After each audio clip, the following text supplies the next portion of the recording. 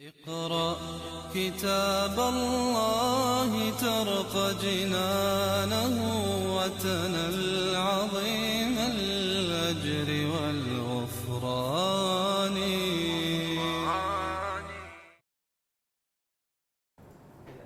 Okay. A'udzubillahi minasyaitonirrajim. Bismillahirrahmanirrahim. Alhamdulillahi rabbil alamin. Nahmaduhu wa nasta'inu wa nastaghfiruh. Wa na'udzu billahi min syururi anfusina wa min sayyiati a'malina. Man yahdihillahu fala mudilla lahu wa man yudlil fala hadiya lahu. Asyhadu an la ilaha illallah wahdahu la syarika lah. Wa asyhadu anna Muhammadan abduhu wa rasuluh. Subhanaka la ilma lana illa ma 'allamtana innaka antal alimul hakim. Allahumma 'allimna ma yanfa'una wanfa'na bima 'allamtana wa zidna ilma. Allahumma ati anfusana taqwaha wa zakkiha anta khairu man zakkaha anta waliyuha wa maulaha. Rabbi yassir wa la tu'assir, Rabbi tammin bil khair, amma ba'du. InsyaAllah malam ni kita sambung balik kelas di waktu malam, iaitu kita sambung tadabbur surah Al-Baqarah. Dan malam ni insyaAllah kita sambung ayat 200 ayat 200 dan masih berkenaan dengan haji. Sebelum kita sambung ayat yang ke-200, kita tengok pengajaran ayat yang lepas.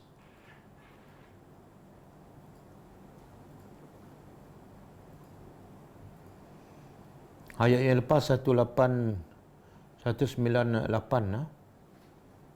pengajaran ayat 198.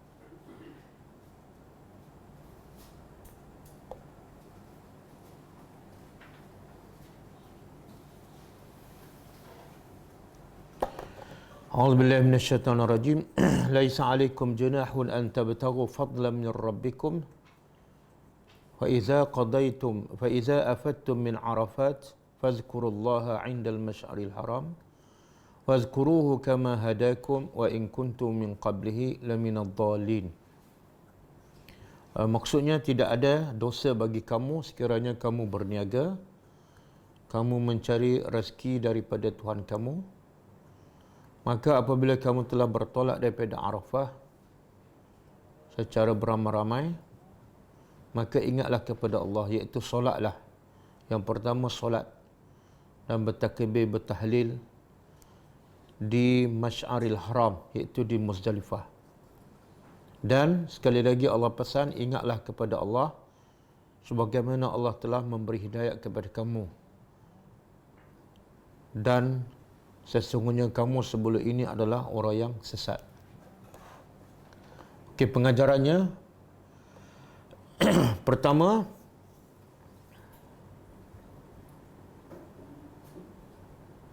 harus berniaga sambil melakukan haji.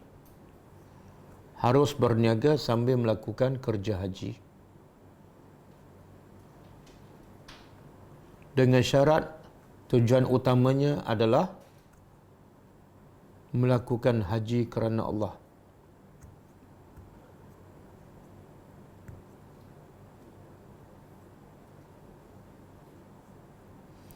Yang kedua,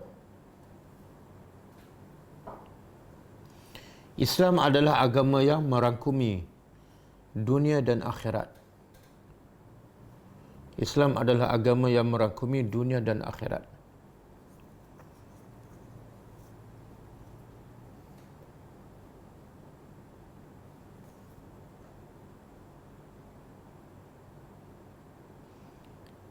Yang ketiga,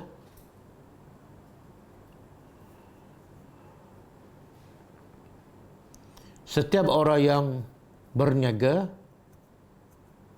atau mencari rezeki hendaklah sentiasa ingat bahawa Rezeki itu adalah anugerah daripada Allah. Maka carilah rezeki daripada Allah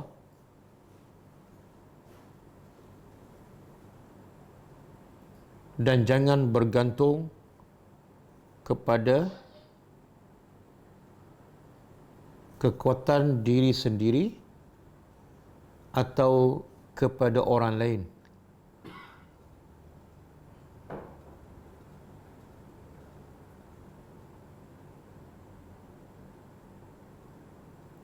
Kemudian setelah mendapat rezeki, janganlah kedekut kerana ia adalah daripada Allah,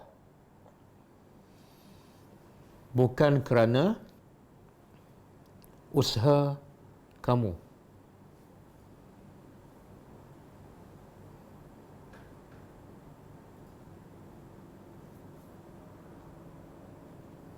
Yang keempat,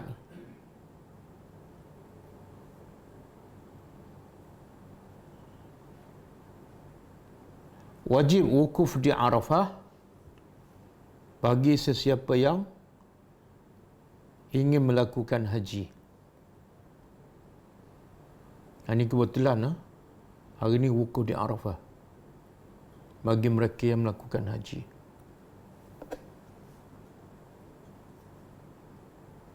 Yang kelima,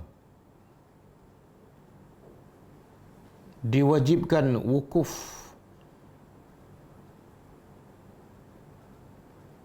atau mabit di Muzdalifah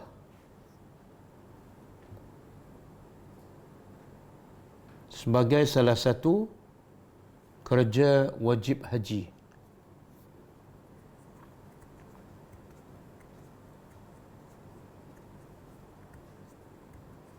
Yang keenam, salat adalah zikrullah yang paling besar dan utama. Salat adalah zikrullah yang paling besar dan utama.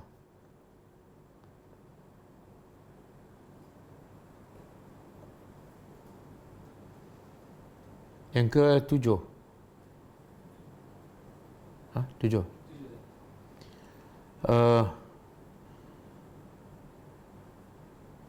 Arafah adalah daripada tanah halal, manakala Muzdalifah adalah daripada tanah haram.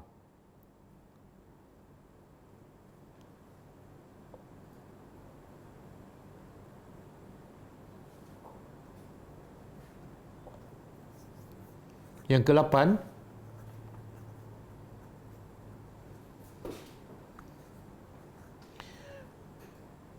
semakin manusia mendapat nikmat daripada Allah, semakin wajib manusia bersyukur kepada Allah.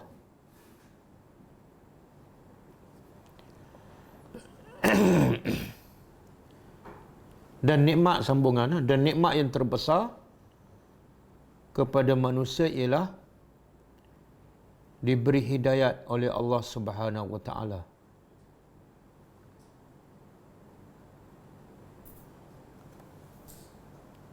Yang ke-8, 9, yang ke-9,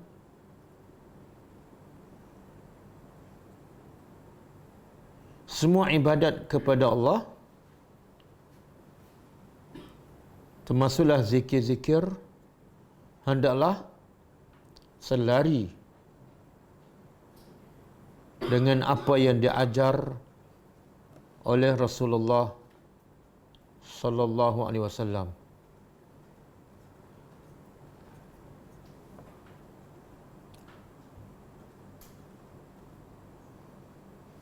Okey, habis pengajaran ayat 199. Pengajaran ayat 199, ayatnya ialah A'udzubillahi minasyaitanir rajim, "Tsumma afidu min haitsu afadhan nasu wastaghfirullah. innallaha ghafurur rahim. Kemudian Allah kata, afidu, bertolaklah. Dari mana orang ramai bertolak, iaitu daripada Arafah.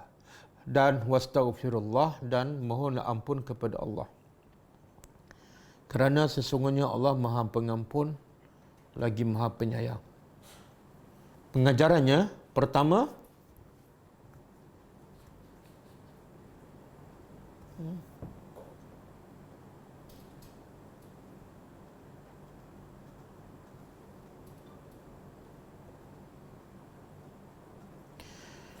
manusia adalah sama di sisi Allah. Manusia adalah sama di sisi Allah dalam melaksanakan hukum hakam Allah Subhanahu wa taala.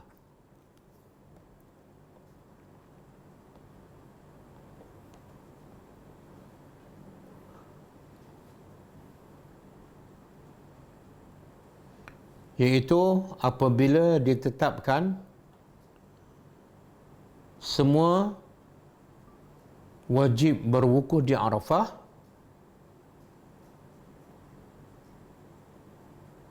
maka semua jemaah haji wajib wukuf di Arafah. Walaupun mereka daripada bangsa Quraisy dan tinggal di tanah haram.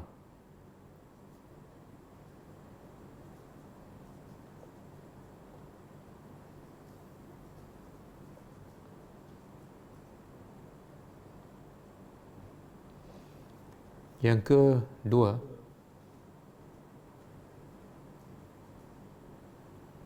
dituntut agar beristighfar kepada Allah, dituntut agar beristighfar kepada Allah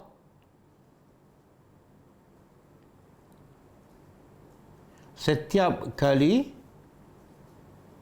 berakhirnya apa-apa ibadat. Dituntut beristighfar kepada Allah setiap kali berakhirnya apa-apa ibadat kepada Allah.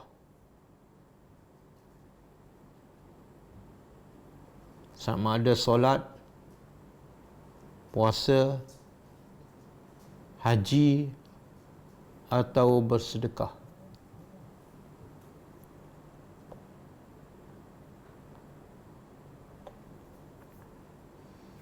Yang ketiga, setiap hukum yang ditetapkan oleh Allah ada sebab dan hikmahnya. Ada sebab dan hikmahnya.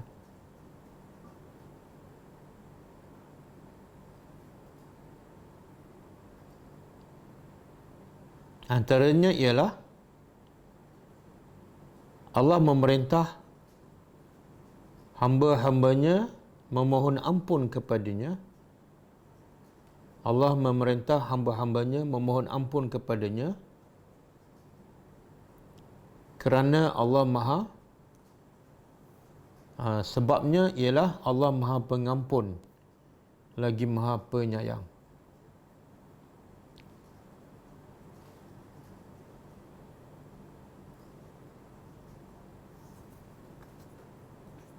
Okey, habis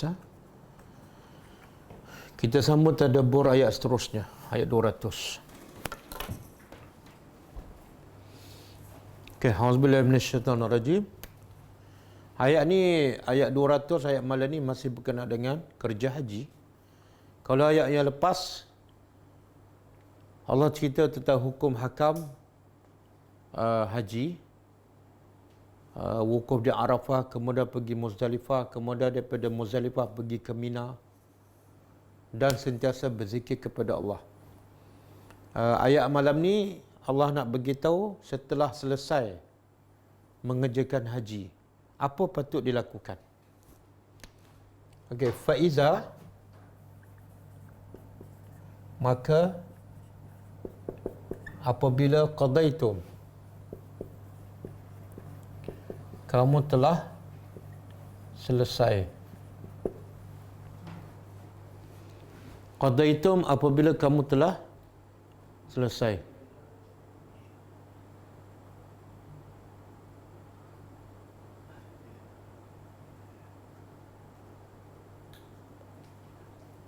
Okey. Apabila kamu telah selesai manasik. Kita biasa dengarkan manasik. Manasik haji. Manasik ni daripada perkataan nusuk. Dan kita biasa sebut ni dalam doa iftitah, inna salati wa nusuki.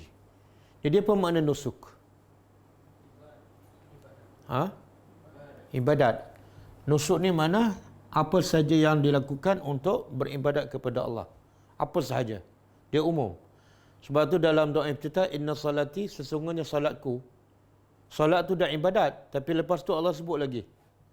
Inna salati,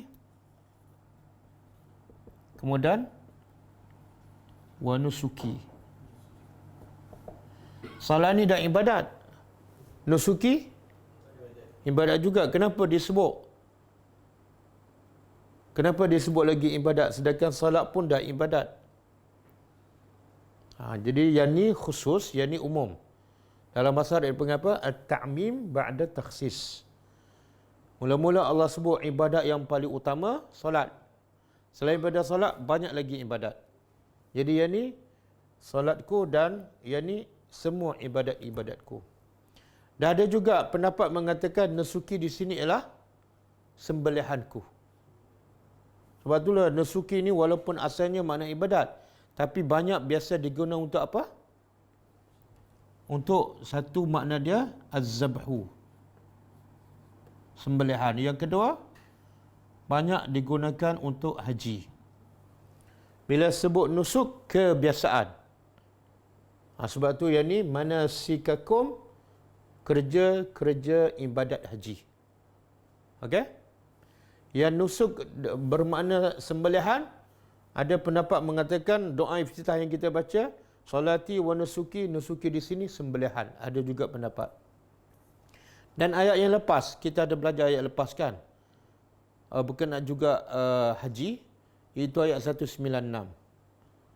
Allah kata apa? Wa minkum wa man kana minkum maridan aw bihi azam min ra'sihi fa fidyatun min siyamin au sadaqatin au nusuk. Tengok. Allah kata barang siapa yang sakit dalam buat kerja haji itu dia sakit, au bihi azam min ra'sihi, ataupun dia ada penyakit di kepala, kutu ke apa ke, yang menyebabkan dia terpaksa cukur kepala ketika dalam ihram, maka apa dendanya? Fafidyah, dia kena bayar fidyah. Fidyah pula ada 3 pilihan. Satu, sama ada dipuasa 3 hari. Pilihan kedua, kalau tak nak puasa, pilihan kedua, sedekah. Sedekah kepada siapa? Berapa orang? 6. Dia bagi makan pada 6 orang fakir. Ataupun pilihan ketiga, sembelihan. Jadi nusuk di sini makna dia az-zabhu, sembelihan. Jadi macam mana kita nak tahu? Nusuk kadang-kadang makna ibadat umum, kadang-kadang makna haji, kadang-kadang makna sembelihan. Kita tengok konteks ayat. Kalau di sini kalau nak terjemah haji tak sesuai. Kalau nak terjemah ibadat tak sesuai, sebab ni pun ibadat juga. Okey? Jadi tengok konteks ayat. Okey, di sini nak terjemah apa? Apabila kamu telah selesai manasikakum, kerja haji kamu. Dah selesai dah, buat apa? Logiknya apa? Syukur. Lepas tu? Balik Malaysia lah. Tapi tengok Allah nak beritahu tu. Dan sebelum ni kita belajar 2-3 ayat sebelum ayat ni, banyak tak Allah sebut fazkurullah, kan? Walaupun ibadat haji itu memang zikir, tapi Allah pesan lagi, ingat pada Allah, ingat pada Allah. Setelah selesai, Allah suruh apa juga? Fazkurullah juga. Maka ingatlah pada Allah. Maka ingat ataupun sebutlah Allah. Oleh kamu akan Allah. Macam mana ni? Ingat pada Allah macam mana? Zikir macam mana?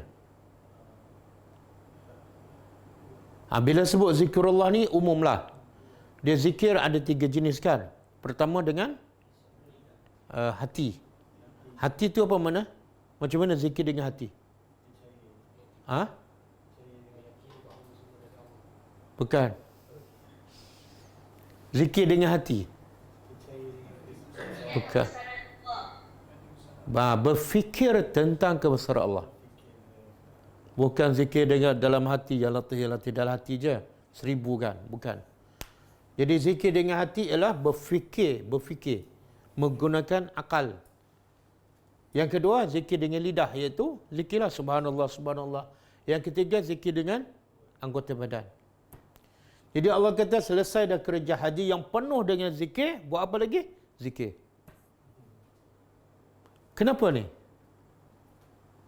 Sepatut apa tadi? Lepas zikir, lepas haji, bersyukur pada Allah, kerja haji dah selesai. Tak, Allah kata lepas haji, berzikir. Sama juga lepas solat, Allah suruh apa?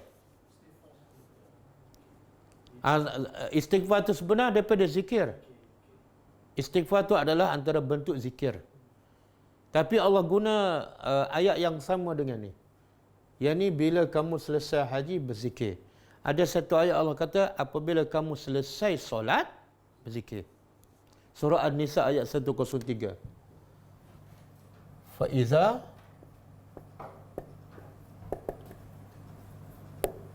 qadaitumus salah fazkurullah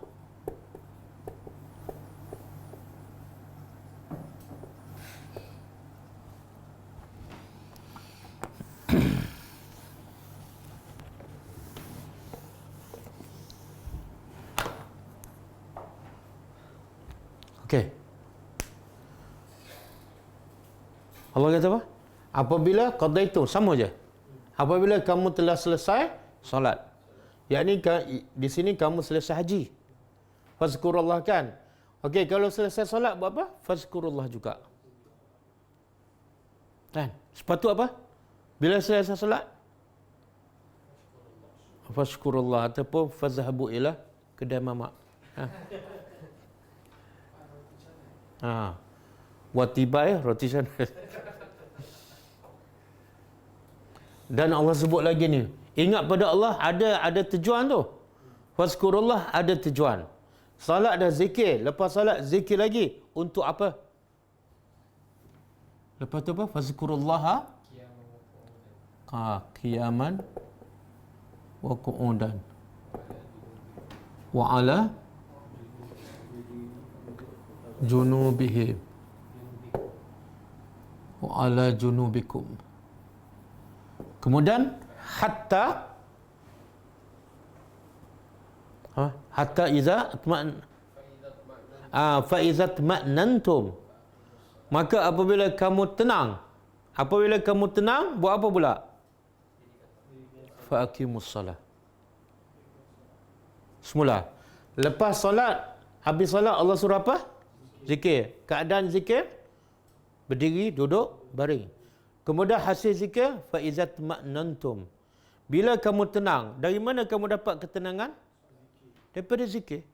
Lepas tenang, Allah suruh apa? Solat lagi.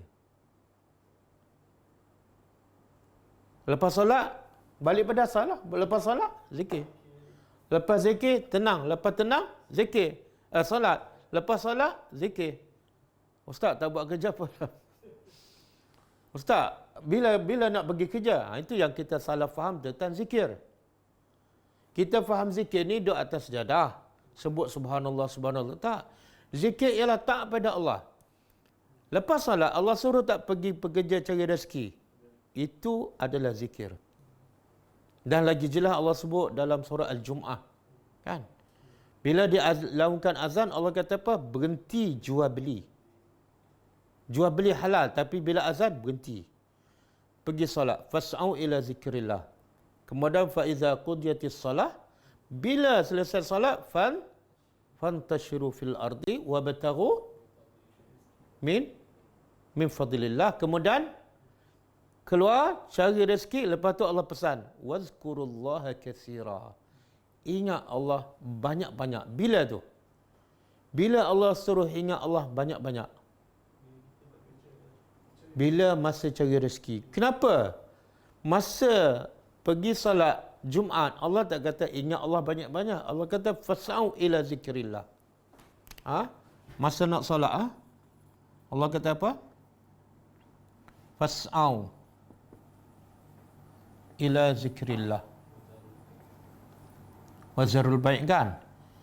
Tapi bila cari rezeki, wabtaghu min fadlillah. Lepas tu Allah pesan, wazkurullaha katsira. Masa solat Allah kata segera kepada zikrillah. Itu solatlah. Lepas solat cari rezeki, tapi dalam masa cari rezeki Allah pesan zikir Allah katsira. Masa solat tak ada katsira. Masa pergi berniaga ada katsira. Faham? Faham kan? Kenapa? Sepatut bila kena ingat pada Allah banyak? Masa solat ke masa berniaga? Masa solat. Jadi arahan Allah ni betul ke tak betul? Betul. Supaya kita cari rezeki halal. Supaya kita cari rezeki halal. Memang kena cari rezeki halal, tapi kenapa kena zikir banyak? Masa solat tak sebut pun zikir banyak. Sebab Allah yang bagi rezeki. Sebab Allah yang bagi rezeki. Bukan. Solat sekejap. Sebab apa? Masa mana tak lalai? Dia antara solat ni, antara solat dengan cari rezeki, yang mana manusia lupa pada Allah? Masa cari rezeki. Masa lupa ni Allah pesan, masa ni kamu biasanya lupa pada aku. Jadi masa ni kena ingat banyak-banyak. Sebab apa? Kalau kamu tak ingat banyak-banyak, masa kerja dunia, kamu akan jadi hamba dunia. Tapi masa salat, Allah tak sebut katsira sebab memang kamu nak berzikir. Boleh faham? Okey. Jadi Allah kata, bila selesai kerja haji, ingatlah pada Allah. Dan ayat di sini, ulama mengatakan apa ni? Ayat atas ni. An-Nisa 103. Bila selesai salat, berzikir. Tak ada satu ayat pun Allah kata, bila selesai salat, fad'u, berdoa. Tak ada. Ayat pun tak ada, hadis pun tak ada. Maka sebab itulah daripada ayat ni, ulama kata, sunnah Nabi, lepas salat, berzikir. Adapun doa ialah ketika dalam solat. Dalam solat. Ketika sujud, ketika tahiyat akhir. Bahkan solat itu sendiri adalah doa. Start angkat takbir je berdoa dengan doa kita. Sebelum salam, doa lagi kan. Masa sujud, doa lagi. Jadi doa begitu banyak ketika solat. Maka lepas solat, fokus pada zikir. Jadi salah setengah orang kata apa? Siapa yang tak berdoa lepas salat, dia sombong. Sombong dengan siapa? Dengan imam. Dengan imam. Okeylah, jangan sombong dengan Allah. Tapi kalau lepas salat, dia terus berdoa tapi tak berzikir. Dia sombong dengan siapa? Allah, sebab Allah kata zikir, dia berdoa. Ada kan? Lepas salam je terus dia kata Al-Fatihah, lepas tu terus berdoa. Dia sombong dengan Allah. Allah kata zikir dulu. Okey. Kemudian kita nak faham macam mana yang Allah suruh zikir ni lepas kerja haji, macam mana? Kalau lepas solat kita dah faham berdiri, duduk, baring sampai tenang, kan? Okey, lepas haji pula berzikirlah kepada Allah ka zikrikum, seperti zikir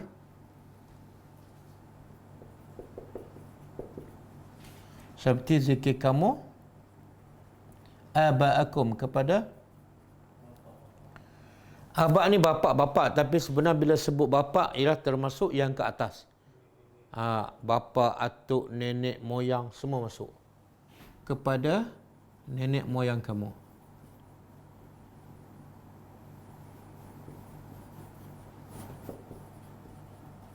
Atau di sini bukan atau. Di sini bukan makna atau. Di sini ada dua makna. Satu makna dia wow. Jadi berzikirlah kepada Allah sebagaimana kamu zikir kepada nenek moyang kamu dan asyaddu zikra, lebih lagi kamu ingat pada nenek moyang kamu. Mana zikir Allah mesti lebih daripada zikir kamu pada nenek moyang kamu. Satu lagi, ni mana? Satu dan ataupun bahkan. Bala makna dia bal. Bahkan asyaddu zikra, lebih apa? Lebih dahsyat macam mana tu? Dan asyaddu zikra makna lebih banyak bilangan, lebih bersungguh-sungguh, lebih banyak bersungguh-sungguh.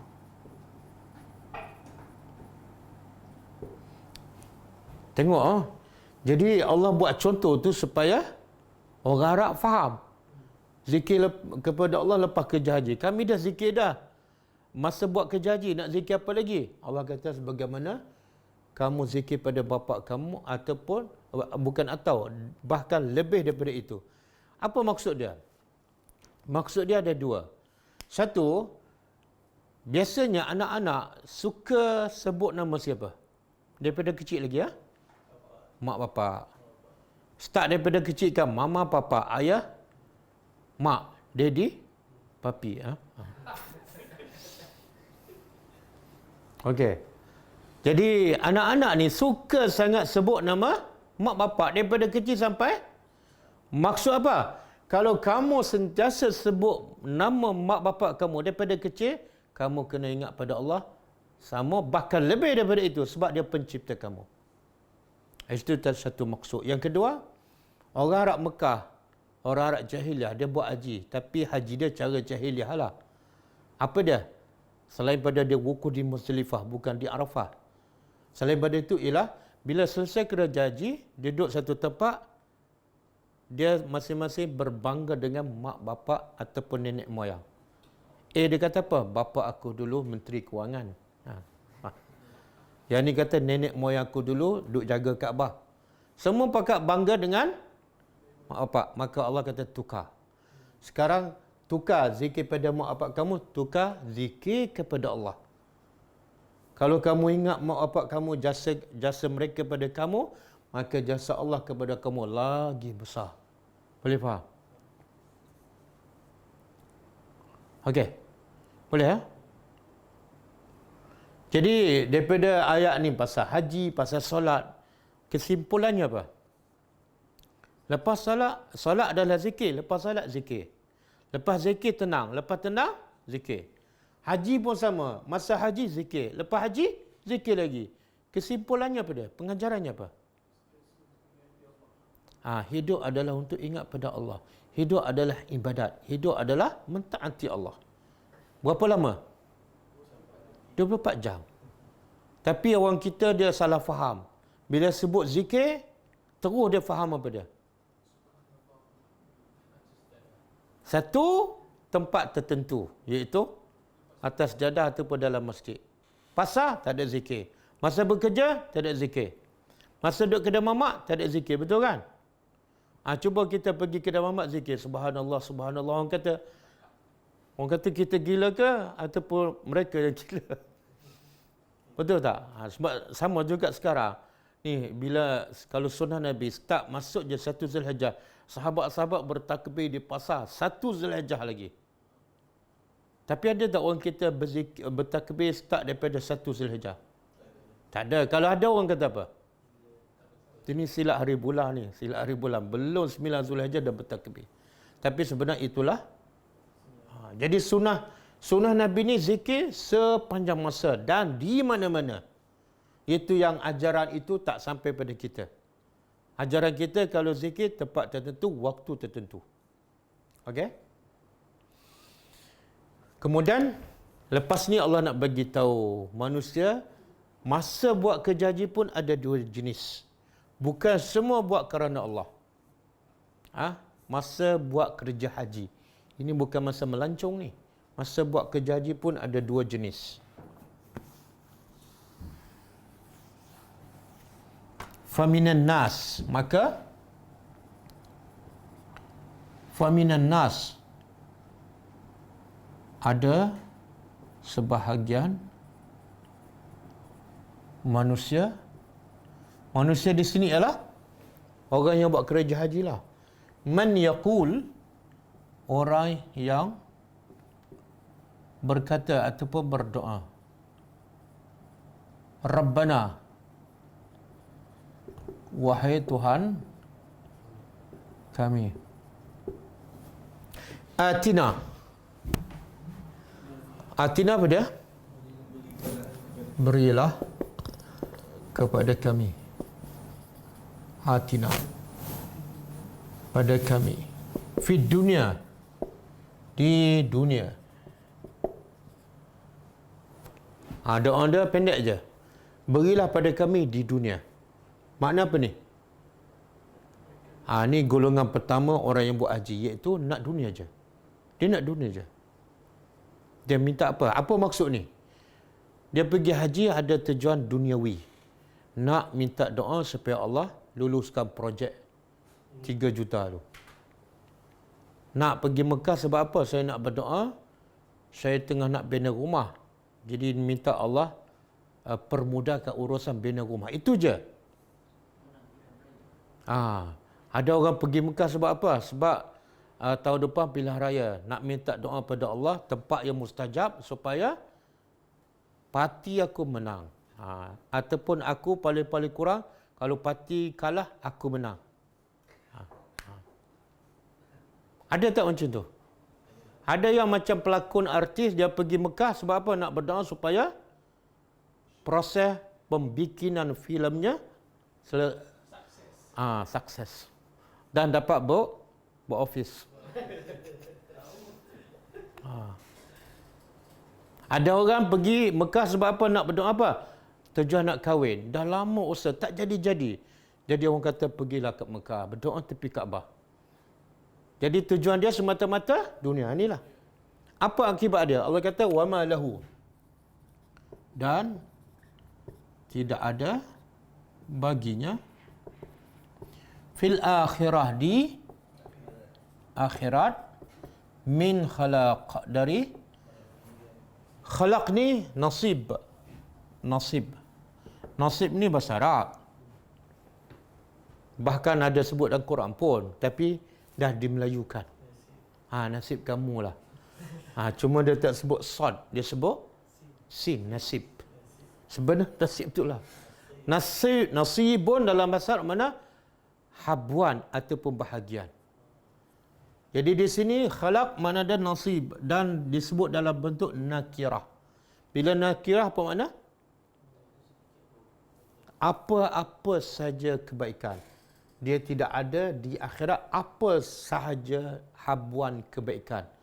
0.001% pun tak dapat kebaikan. Di mana? Di akhirat. Kenapa? Sebab masa kat dunia, matlamat dia hanyalah dunia. Makna Allah bagi tak apa yang dia nak? Bagi. Tapi Allah kata silakan. Di akhirat, tak ada apa. Makna haji dia diterima ke tak? Tak. Haji mabrur ke haji Marlboro?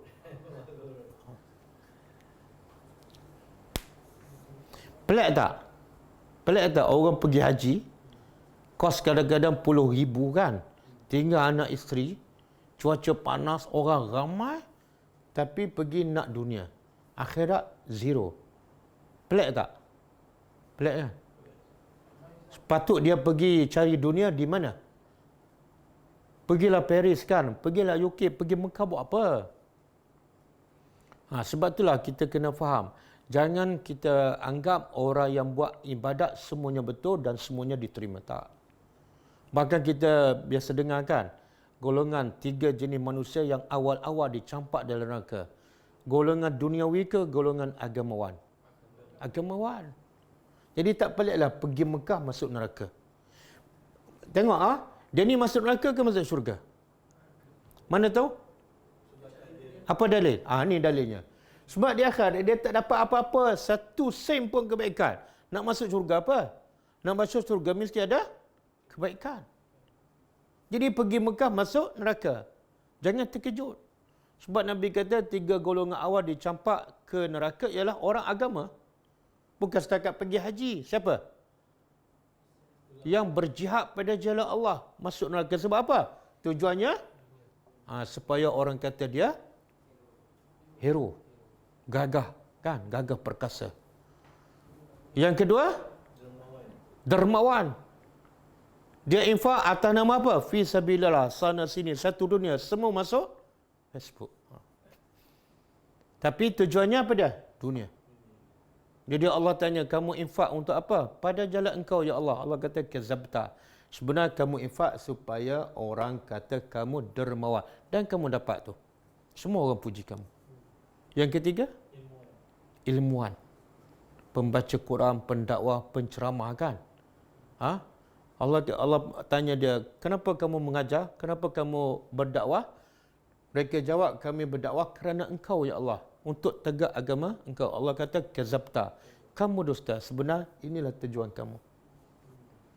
Bila tujuan dunia, hasilnya, wa ma lahu fil akhirah min khalaq. Siapa saja. Dia kata, Ustaz, nasib baik saya tak pergi Mekah. Nasib baik tak pergi Mekah. Saya solat aja. Allah kata apa? Fawailun lil musallin. Ustaz, nasib baik saya tak salat. Confirm masuk neraka.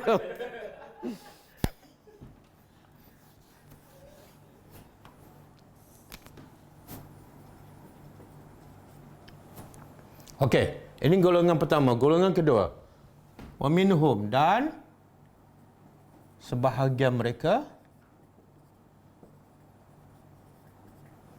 man, orang yang berkata ataupun berdoa, Rabbana, wahai Tuhan kami, atina. Ini siapa tulis? Titik ia duduk kat bawah, titik ta duduk kat bawah. Dia pina. Atina, berilah kepada kami fid dunia, di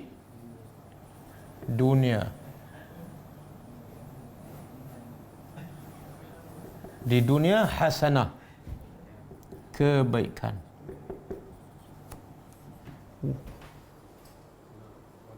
Tertinggal.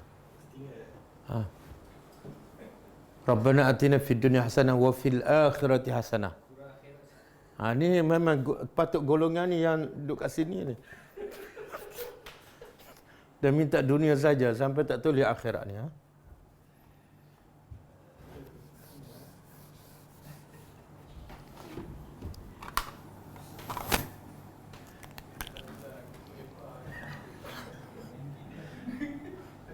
Siapa nak puji tulisan cantik malam ni tak jadi puji Rabbana atina fid dunya hasanah wa fil akhirati hasanatan. Kemudian waqina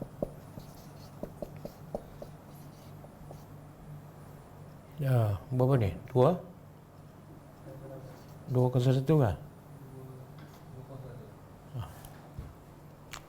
Okey. Golongan kedua apa dia? Mereka yang meminta, wahai Tuhan kami, berilah pada kami di dunia hasanah, kebaikan, dan wa fil akhirah, dan di akhirat juga hasanah, kebaikan. Kemudian doa dia ada lagi waqina azabannar, dan lindungilah kami ataupun selamatkan kami dari azab neraka. Nampak? Jadi Allah kata yang pergi haji sebenarnya bukan pergi haji sajalah. Di mana-mana manusia dua jenis ni je. Satu yang matlamat dia dunia sahaja. Yang kedua, matlamat akhirat tapi dia tak abaikan dunia. Dia minta tak dunia? Ha? Apa beza yang pertama minta dunia dengan yang kedua minta dunia juga? Apa beza? Beza dia ialah dia minta. Jadi sebenarnya boleh tak minta dunia? Boleh. Ni tak boleh ni. Minta dunia saja tak boleh. Kalau minta dunia dan akhirat boleh.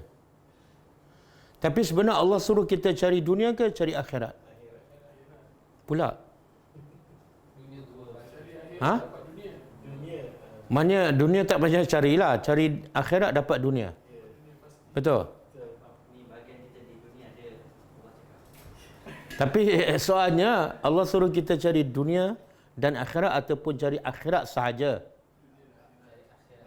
Ada dalil dunia dan akhirat. Ini bukan tak ada tanda Allah suruh cari. Allah ini doa. Iaitu doa tu minta dunia ke minta hasanah? Ha? Beza tu. Minta dunia dengan minta hasanah. Yang ni minta dunia juga, cuma tidak ada hasanah. Yang tu minta dunia juga, cuma beza ada hasanah. Jadi sebenarnya yang Allah suruh kita cari akhirat sahaja. Dunia Allah tak suruh cari. Cuba buka surah Al-Qasas ayat 77. Surah Al-Qasas ayat 77. Wabtaghi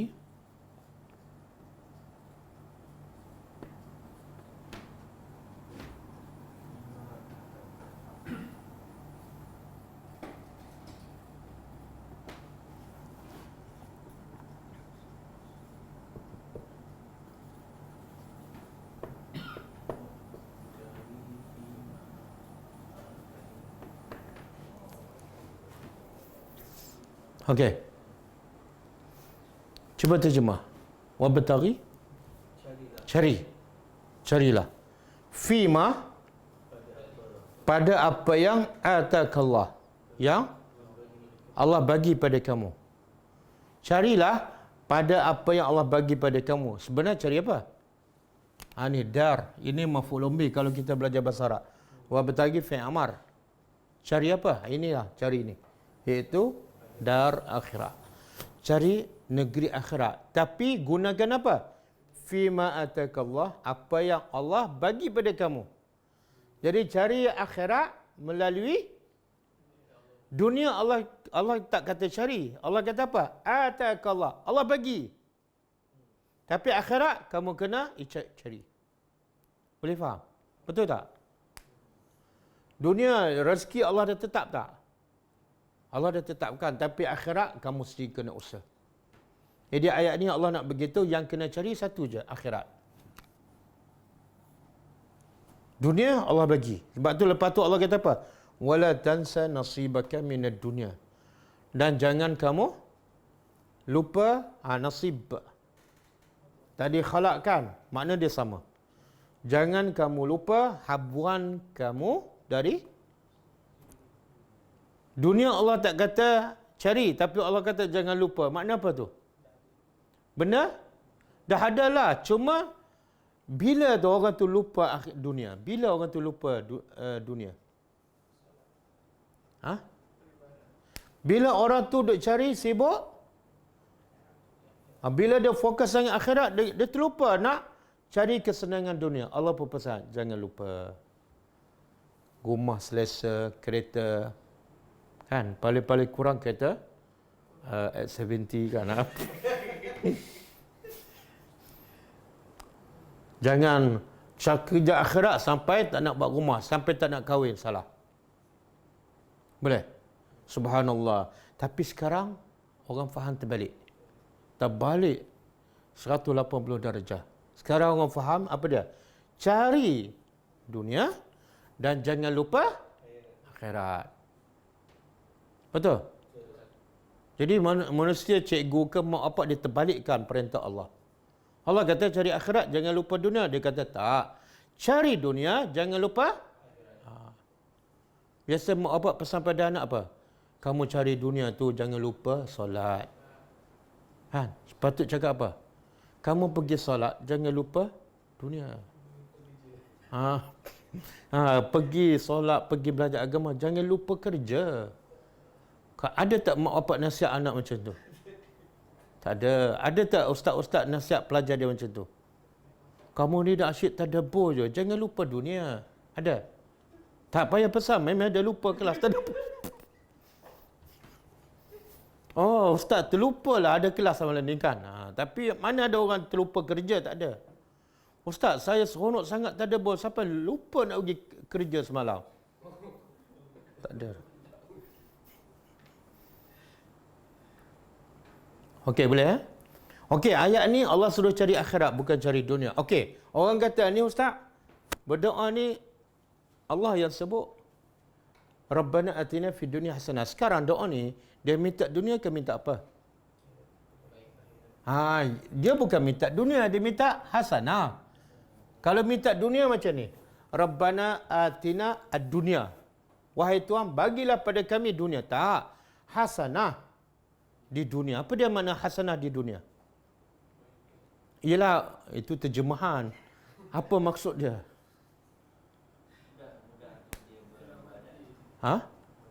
Apa dia? Satu. Kesihatan badan adalah hasanah di dunia. Sebab apa? Dengan sihat kita boleh beribadat. Apa dia? Kereta, hasanah. Dengan kereta kita boleh pergi kelas, boleh pergi berdakwah, boleh pergi ke masjid. Masa, kan? Isteri yang salihah, anak-anak yang salihah, rumah yang selesa, kan? Dan harta yang ni'mal malu lirrajulis salih. Sebaik-baik harta ialah harta yang dimiliki oleh orang yang soleh. Bila orang tu soleh, harta dia pun akan jadi baik. Boleh? Jadi maksud hasanah di dunia ialah apa saja kebaikan yang boleh kita guna untuk ke akhirat. Sihat, kita guna sihat untuk buat ibadat sampai ke akhirat. Kereta, hasanah, boleh jadi hasanah dan kereta boleh jadi sayyi'ah. Kereta sama, tapi kadang-kadang kita salah guna. Itu bukan hasanah fid dunia. Kan? Okey, boleh. Jadi dalam doa ni, ini doa antara doa terbaik ya. Antara doa terbaik. Ada seorang lelaki dalam satu hadis, dia sakit. Bila Nabi tanya, kamu ada doa apa-apa tak dulu? Ada. Doa apa? Dia kata, aku pernah berdoa kepada Allah, ya Allah, sekiranya aku nak diazab di akhirat, maka azablah aku kat dunia. Biar aku dapat azab kat dunia supaya aku lepas di akhirat. Nabi kata, inilah antara sebab kamu sakit. Tapi doa, kamu bacalah doa ni. Rabbana atina fid dunya hasanah wa fil akhirati hasanah. Lepas dia baca, sembuh. Itu hasanah kat dunia. Yalah, kadang-kadang kita sakit tak boleh buat ibadat kan. Beza beribadat masa sakit dengan beribadat masa sihat. Okey. Jadi tak salah. Satu lagi yang salah apa dia? Ada setengah-setengah. Dia kata kita kena seimbangkan antara dunia dan akhirat, kan? Dunia kejar juga, tapi jangan lupa akhirat. Kena seimbang. Betul tak ayat tu? Tak betul? Tapi biasa kita dengar kan? Kalau cikgu-cikgu ke kadang-kadang ustaz pun mengajar, kena seimbangkan. Jangan kejar akhirat aja. Ataupun jangan kejar dunia aja. Kena sama-sama rata. Betul ke salah? Kenapa salah? Kenapa tak boleh diseimbangkan? Akhirat tu lagi lama, selama-lamanya. Dunia ni sementara je. Kenapa nak seimbang? Dan Allah sebut apa? Wal akhiratu khairun wa abqa. Allah kata akhirat tu lebih baik daripada dunia dan lebih kekal. Jadi boleh tak kita seimbangkan benda yang akan binasa dengan benda yang kekal? Boleh tak? Boleh tak kita seimbangkan antara rumah pasir dengan rumah banglo? Kita seimbangkan. Boleh tak kita seimbangkan antara duit RM10 dengan duit RM1 juta? Kita seimbangkan RM1 juta dengan RM10. Boleh? Tak masuk akal. Sebab tu Allah kata apa pada Nabi? Wal akhiratu. Sambung. Ini umum ni. Wal akhiratu khairu. Umum untuk semua. Tapi ada satu ayat khas untuk Nabi je. Adalah for you. Surah apa tu? Ada ingat ayat, lupa surah. Ada ingat surah, lupa ayat. Wal akhiratu khairul laka. Surah Ad-Duha kan? Wal akhiratu khairun laka minal ula. Tengok Allah kata apa? Wal akhirah, dan akhirat itu khairun, lebih baik laka untuk engkau daripada dunia. Jadi kalau Allah kata akhirat lebih baik bagi Nabi, kenapa kita nak kata kena seimbangkan? Tak boleh. Salah tu. Iaitu jadi hanyutkan bila kita ditipu dengan istilah seimbangkan. Dunia kejar tapi akhirat pun sama-sama. Sama-sama naiklah. Lepas tu sama-sama hancur.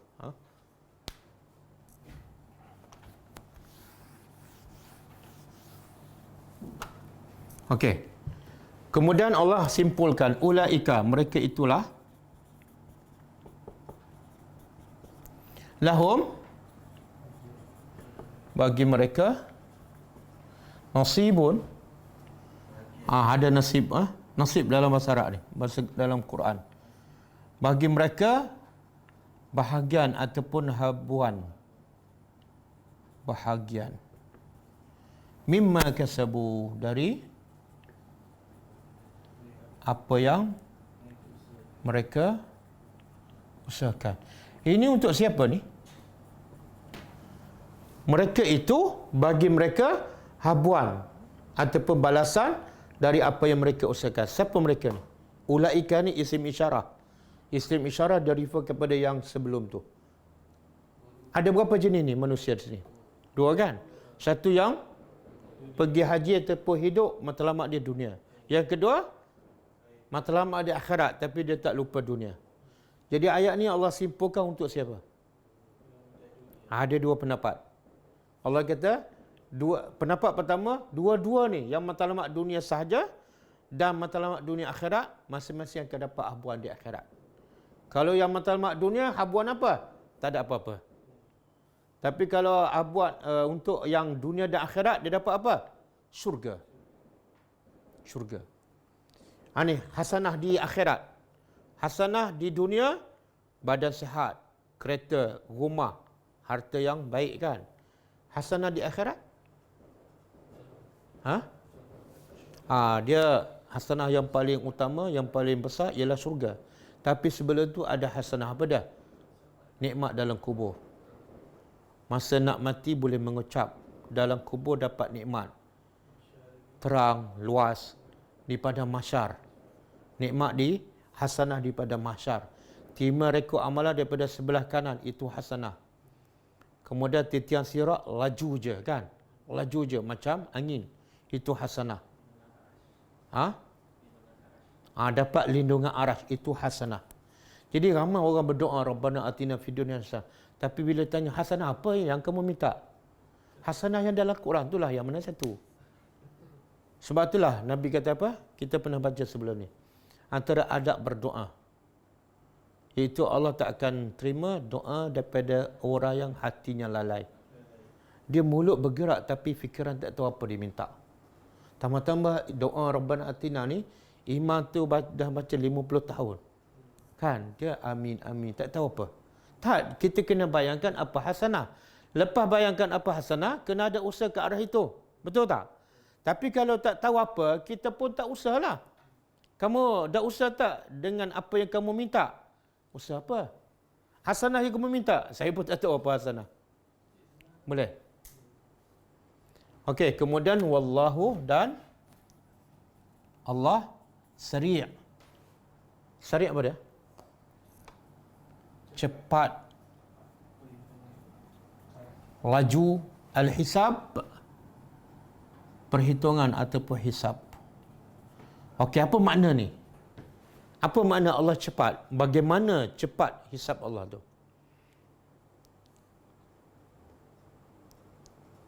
Ulama mengatakan Allah boleh hisab semua manusia ni daripada Adam sampai kiamat lah. Dan semua termasuk juga jin, iblis, syaitan di akhirat besok hanya dalam masa 1 hari je. Kita kalau nak selesaikan masalah 10 kes, berapa lama? Kadang-kadang tak cukup hakim, kadang-kadang tak cukup mahkamah, kadang-kadang tak cukup pendakwa, kadang-kadang tak cukup bukti. Tapi bagi Allah, ada masalah tak hakim? Tak, Allah hakim yang serba tahu, dulu, kini dan selama-lamanya. Dan Allah perlu tak kumpul bukti untuk mendakwa hamba dia? Tak payah, sebab dia mengaku sendiri. Yang kedua, buktinya apa? Saksi. Anggota badan dia sendiri, diri dia sendiri. Jadi ada orang tanya kepada Sayyidina Ali, bagaimana Allah boleh hisab semua manusia tak tahu berapa bilion dalam masa 1 hari? Maka kata Sayyidina Ali, sebagaimana Allah boleh bagi makan kepada hambanya, makhluknya, dalam 1 saat semua makhluk satu dunia dapat makan. Begitulah Allah boleh hisab semua makhluk dalam masa 1 hari. Betul? Dalam masa 1 saat semua makhluk dapat makan tak? Manusia, haiwan, jin, kan? Dan Allah dengan cahaya matahari, dalam masa tu semua dapat tak cahaya matahari? Satu dunia ke orang Malaysia saja? Semua sekali. Jadi bagi Allah tidak masalah, kan? Okey. Ada satu hadis Nabi kata apa? Man husibah halak. Siapa yang dihisap, dia akan celaka. Siapa dihisap je, memang celaka. Tapi Aisyah bertanya Rasulullah, ya Rasulullah, engkau berkata siapa saja dihisap, itulah tanda dia celakalah. Habislah memang ke neraka. Tapi Allah sebut dalam Quran, antara sifat orang beriman apa dah? Fasawfa yuhasabu hisaban yasira. Fasawfa yuhasabu hisaban yasira. Orang beriman ni yang terima rekod amalan daripada tangan kanan, Allah kata apa? Saufa yuhasabu, dia akan dihisab dengan hisab yang mudah. Tapi Nabi sebut dalam hadis tadi, siapa dihisab memang celaka. Jadi Aisyah pun confused. Yang ni kata orang beriman dihisab tapi mudah. Yang tu hadis Nabi kata siapa dihisab memang celaka.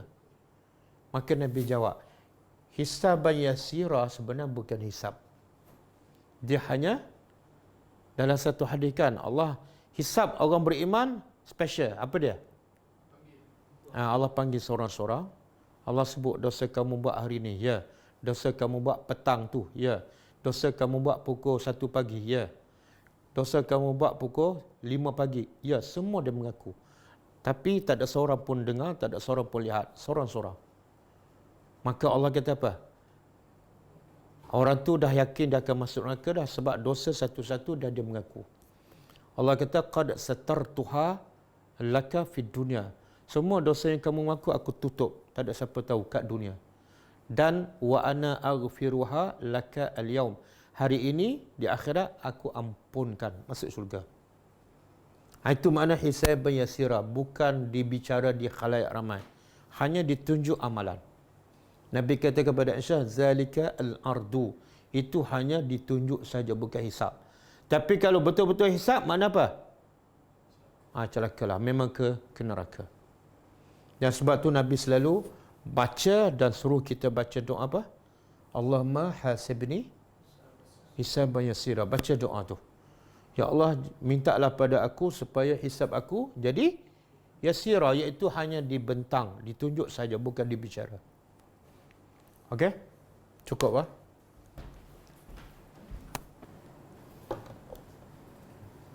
Assalamualaikum Ustaz. Waalaikumsalam warahmatullahi. Dalam ayat yang pertama tadi Ustaz sebut, maknanya Allah perintahkan selepas kita solat kita kena banyakkan berzikir. Ya. Bagaimana kalau kita ada urusan yang penting atau kecemasan Ustaz? Contohnya macam ni, nak pergi kelas tadarus lah. Lepas jemaah solat tu kita cepat-cepat setakat istighfar dan terus kita tinggalkan imam. Okey, sekarang kita belajar tadabbur, apa hukum dia? Wajib ke sunat? Wajib. Okey, zikir lepas solat apa hukum dia? Sunat. Jadi bila antara wajib dengan sunat bertembung, maka kita kena dahulukan yang wajib. Yang wajib. Jadi sebenarnya tak ada masalah lepas solat, sebab kita nak ikut kelas tadabbur, boleh kita tinggal zikir. Sebab yang kita nak buat tu adalah lebih baik daripada zikir. Ni kita nak faham ayat Allah, apa kesan dia? Kesan dia kita semakin kenal Allah, semakin cinta pada Allah, semakin cinta pada akhirat. Kesannya sangat besar. Berbanding dengan zikir, kadang-kadang zikir kita hanya dibibirkan, fikiran melayang. Jadi kesannya tak berapa sangat. Wallahu a'lam. Boleh nak berzikir sambil berjalan, tapi kalau ada masalah, kalau dah start kelas, jadi dalam kelas sambil-sambil berzikir, baik ambilkan zikir dulu. Yalah, zikir tu sebenarnya umum. Zikir adalah umum. Yalah, kita kadang-kadang bab kelas agama ni kita zikir dulu. Tapi kalau bab makam tengok, mana? Tak ada dah.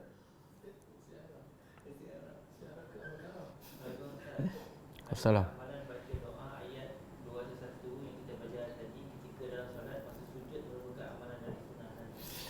Ada ulama mengatakan, walaupun ada hadis yang Nabi kata, kami dilarang membaca Al-Quran ketika sujud dan rukuk.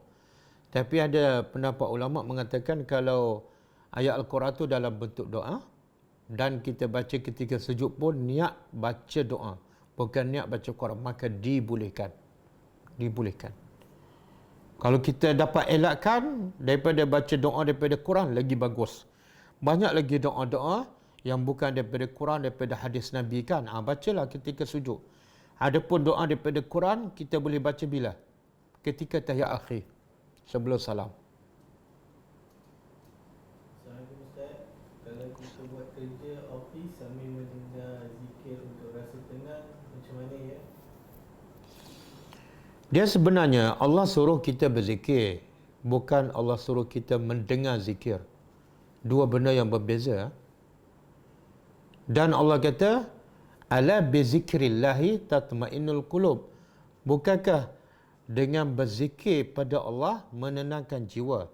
Jadi tenang jiwa datang bila? Bila berzikir, bukan bila mendengar zikir. Bila kita dengar kita rasa tenang, kita tertipu. Itu talbisu iblis kan. Ada seorang Cina kan, video dia viral kan. Ada tengok tak? Dia kata bila saya dengar zikir ni, saya tenang. Tapi dia tak masuk Islam. No meaning lah kan. Tidak ada makna lah kalau dia tenang tapi masih kufur kepada Allah.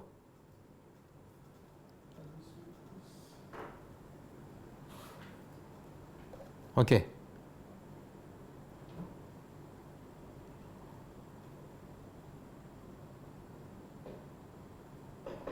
Assalamualaikum Ustaz. Waalaikumsalam warahmatullahi. Saya nak tanya, saya baru dapat tahu ada kawan saya seorang bukan Islam, dia orang India lah. Dia membagi kambing untuk korban. Jadi apa yang patut saya ucap pada dia ataupun tak perlu buat apa-apa? Sebab dia tak bina yang dia bagi dia korban tu, kambing lah untuk korban. Jadi apa yang perlu saya ucap dia ataupun tak perlu abaikan saja? Tak, ucap je terima kasih. Jangan ucap jazakallahu khairan. Bila kita kata jazakallahu khairan, makna kita minta Allah balas kebaikan padanya. Mana mungkin Allah balas kebaikan kepada orang yang kufur kepada Allah. Dan doa yang terbaik ialah kita berdoa supaya Allah bagi hidayah padanya. Allahumma hdihi ila siratikal mustaqim. Okey. Terima kasih Ustaz. Sama-sama. Assalamualaikum Ustaz. Boleh Ustaz Assalam. beri pencerahan tentang berpuasa sekejap sehingga selepas solat hari raya Aidil-Adha baru boleh makan?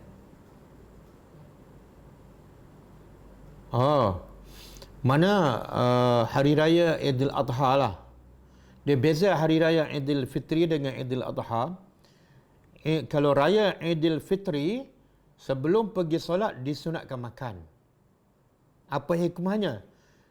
Nak membezakan setelah kita puasa tak makan setiap pagi 30 hari, maka hari raya berbeza makan.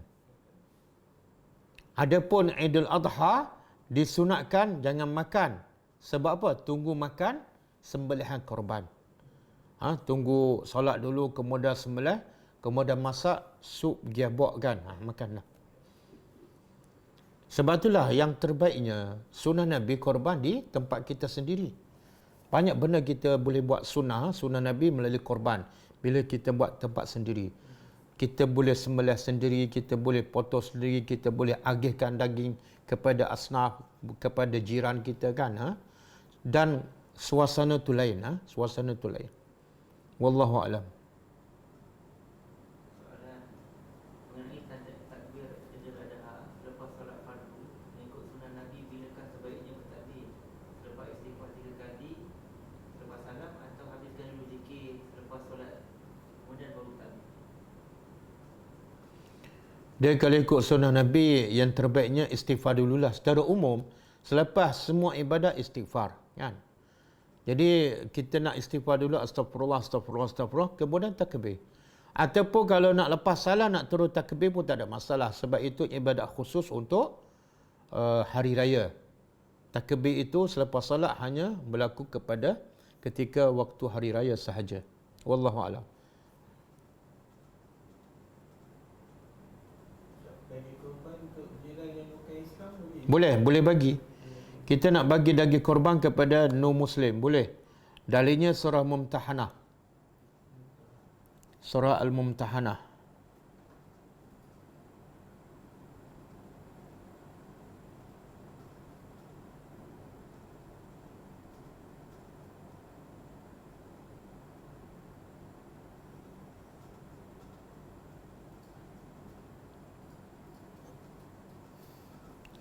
Ayat 8. Ulama kata boleh kita nak bagi daging korban kepada non-Muslim, apatah lagi dengan tujuan untuk tarik dia supaya memeluk Islam.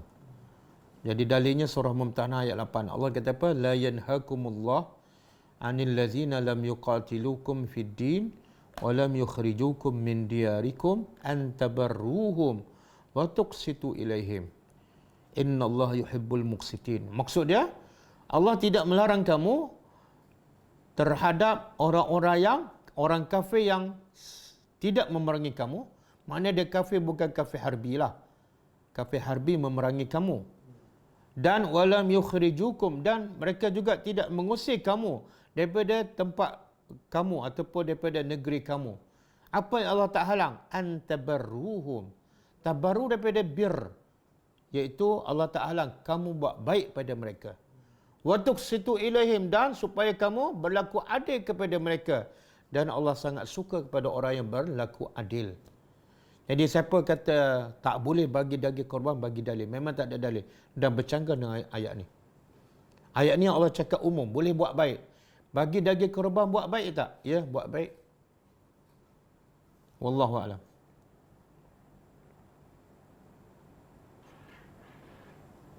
Waalaikumsalam warahmatullahi. Macam isu zikir tadi yang lepas solat tadi kan Ustaz Ya. Apa komen Ustaz pasal ada yang mengamalkan zikir-zikir yang untuk guru dia bagi, dan dia rasa tenang, kehidupan dia rasa bahagia saja. Apa komen Ustaz? Terima kasih. Dia macam mana dia boleh rasa bahagia? Kalau dia buat yang tak sama dengan Rasul, dan Allah telah bagi syarat, ala bizikrillahi tatmainnul qulub. Bukankah dengan berzikir kepada Allah akan menenangkan jiwa? Kemudian Allah juga sebut, qul in kuntum tuhibbunallah fattabi'uni. Kalau betul kamu cinta pada Allah, ikut Nabi lah. Ikut apa ni? Termasuklah zikir kita ikut cara Nabi. Jadi kalau nak zikir yang menenangkan, Allah kata fattabi'uni, ikut Nabi. Tiba-tiba kita kata zikir daripada guru kita menenang. Saya takut itu adalah talbisu iblis. Shot sendiri. Dan syaitan memang macam tu. Bila kita buat sesuatu yang tak betul, syaitan akan timbulkan satu perasaan apa? Kita rasa seronok, rasa bahagia. Supaya apa? Kita jangan tukar kepada ibadat lain. Dan supaya amalan kita selama-lamanya sia-sia. Sebab tak selari dengan Nabi. Iaitu syaitan wujudkan rasa macam okey, rasa macam tenang kan. Sebenarnya tak tenang. Dia sebenarnya tenang ni, ukuran dia apa dia? Masa berzikir ke bila? Yang Allah kata ala bizikrillahi tatmainnul qulub. Ukuran orang tu tenang dengan zikir, dengan solat. Bila ukuran dia?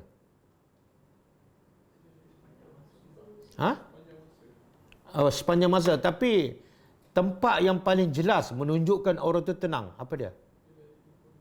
Bila ditimpa musibah. Kan kadang-kadang masa berzikir tenang je. Bapa mertua 2 orang lalu tak sedar, kan? Tapi bila keluar masjid selipar hilang, celaka.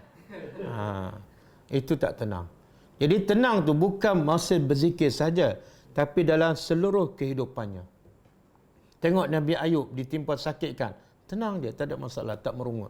Tengok Nabi Yakub ditimpa apa? Musibah, anak jahat, anak disayangi, hilang kan? Tapi jiwa dia tenang je. Wasabrun jamil.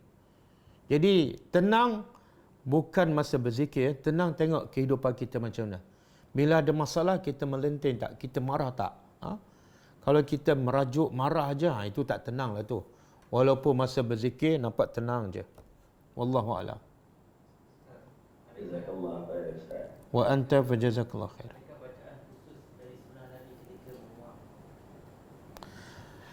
Nabi sebut dalam satu hadis, iza tasa'aba ahadukum falyumsik famahu, atau kama qala sallallahu alaihi wasallam. Nabi kata apabila seseorang kamu menguap, hendaklah dia tahan mulutnya ataupun tutup dengan tangan ke ataupun dengan apa-apa. Kenapa? Nabi sebut sebab fa inna syaitan yadkhul. Syaitan akan masuk. Itu je. Jadi tak ada bacaan apa-apa. Ada sunnah Nabi bukan dengan bacaan tapi dengan perbuatan. Apa dia? Tahan tangan. Sunnah Nabi. Ada orang menguap. La ilaha illallah. Bukan sunnah Nabi, tak dapat pahala. Ustaz, saya berzikir takkan tak dapat pahala? Bukan soal zikir. Soal yang kamu buat tak kena pada tempat dia. Tempat tu Nabi kata tutup mulut, bukan berzikir. Kan? Jadi tidak ada bacaan khusus ketika menguap. Nak baca apa? Kena tutup mulut. Okey. Soalan lain?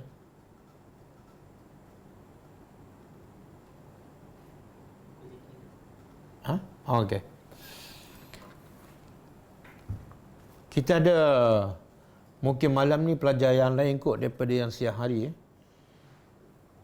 Dulu kita ada keluarkan, Ghulam Ad-Da'wah ada terbitkan satu buku zikir, nama dia 66 doa dan zikir harian mengikut Al-Quran dan Sunnah. Sekarang kita tambah baik buku tu, buku yang sama kita tambah baik, kita tambah lagi 6 doa. Sekarang jadi 72 doa dan zikir harian mengikut Al-Quran dan Sunnah. Baru siap cetak. Dan harganya RM4.50. Boleh beli. InsyaAllah bila kita habis baca buku dosa-dosa yang dianggap biasa, setiap lepas kelas tadi pun kita akan baca 1 ataupun 2 doa dan zikir daripada buku ni supaya kita lebih faham maksud dia dan juga kelebihannya. Wallahu a'lam. Jadi siapa nak beli boleh beli melalui Shopee.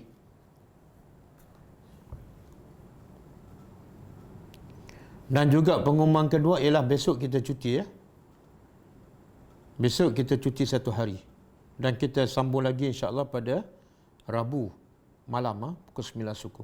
Tapi nampak Isya ni lewat Apa kata kita lewatkan kelas? Kan?